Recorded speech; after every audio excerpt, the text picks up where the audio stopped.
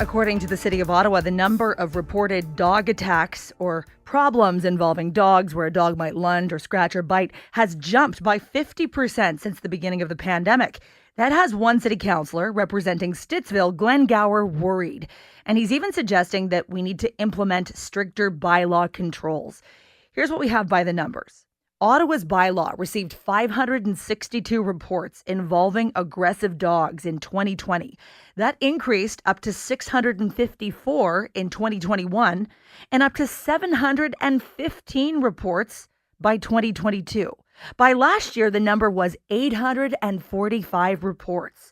And I wanted to get those numbers out there because somebody wrote in earlier, I believe it was Dan in Canada. He said, "Hi, Christy, I would want the real numbers.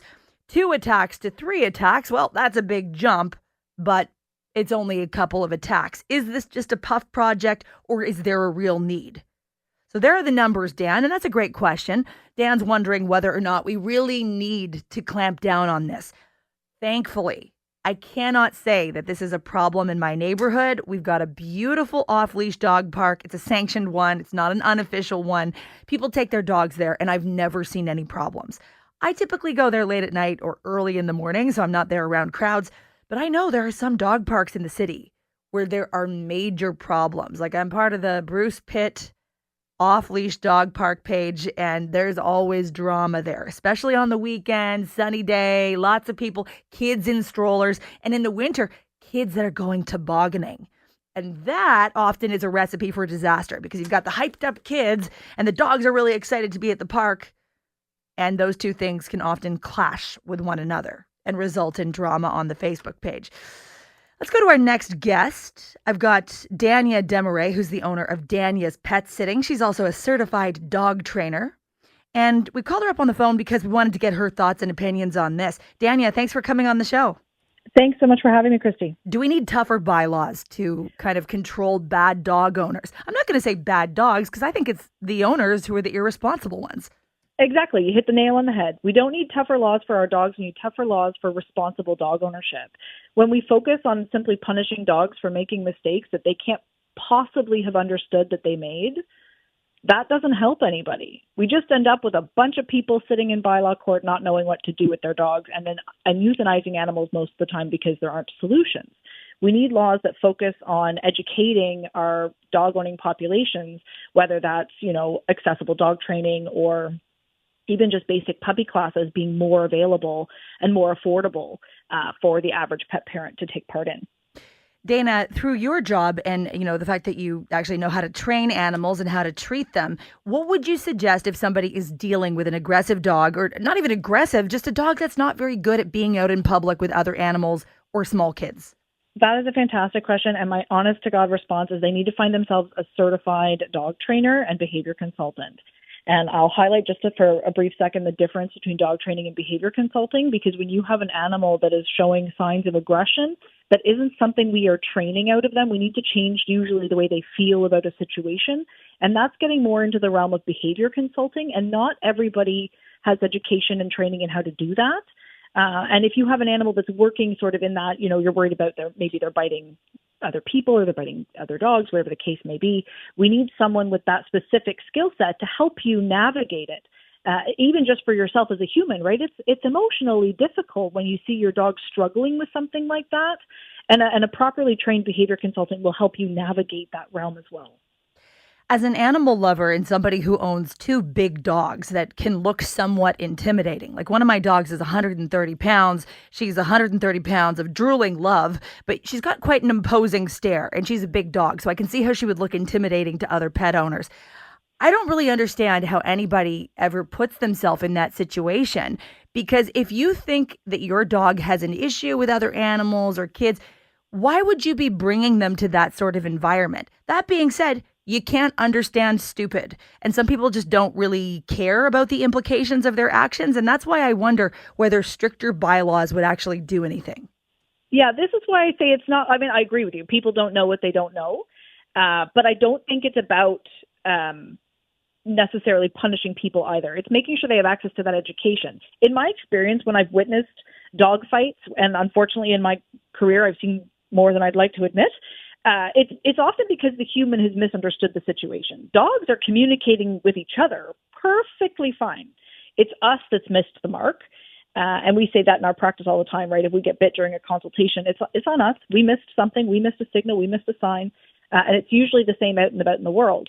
They may not know when they go to a dog park that their dog is going to behave that way. They may not understand what body language and signs their dog was trying to communicate that would tell that owner that they shouldn't be bringing that dog to that park, or that their dog needs more training and support to do that. And I also think there's a misguided conception that dogs need to go to dog parks or dogs need to go on walks. A lot of them don't. And enrichment can be provided in many other ways to provide them the proper stimulation without setting them up for a situation where they're going to fail.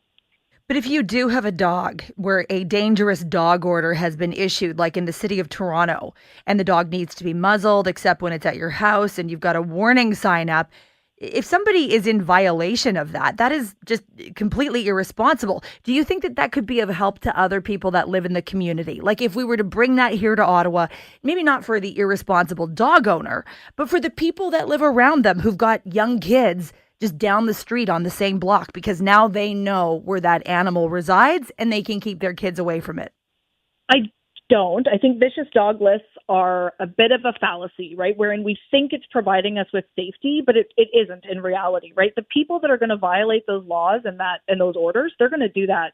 They're going to do it anyways. They're not going to put the sign up. They're not going to put the muzzle on. They're going to violate it anyways.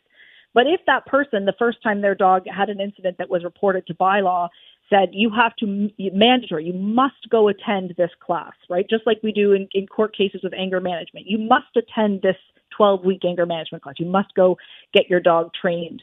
That might provide that person with the appropriate amount of education. Responsible dog owner legislation is also usually a tiered system.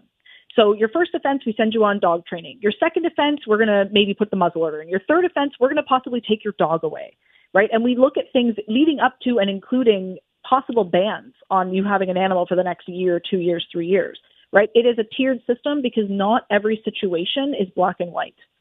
And the vicious dog lists don't really serve us the way we think that they're going to. I'm looking at the City of Toronto dangerous dog orders, and there's actually a map. So it's active right now. You can look and you can see more information about the severity of the dog bite or the attack.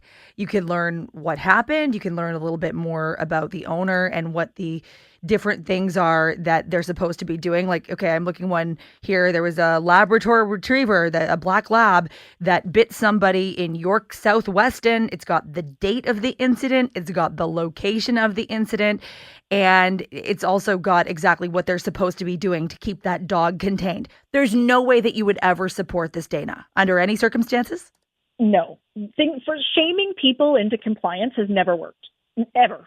It doesn't work.